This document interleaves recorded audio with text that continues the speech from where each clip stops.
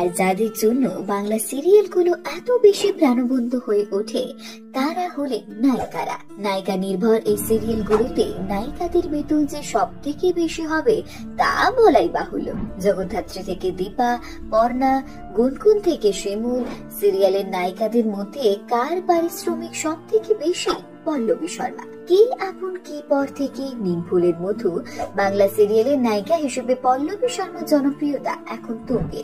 তিনি যখন অভিনয় জীবন শুরু করেন তখন তার পারিশ্রমিক ছিল নামমাত্র। প্রথম সিরিয়ালে পেতেন মাসে মাত্র 20,000 টাকা। এখন নাকি নিমফুলের মধুর পর্ণা চরিত্রটির জন্য মাসে 1,70,000 টাকা পারিশ্রমিক পান অভিনেত্রী। 2. সোলাঙ্কি রায়। অভিনেত্রী সোলাঙ্কি রায় গাঁটছড়াতে খড়ি চরিত্রে অভিনয় করেছিলেন। তার আগে ইচ্ছে নদী, প্রথমা কাদম্বিনী সহ একাধিক সিরিয়ালে অভিনয় করেন তিনি। বাংলা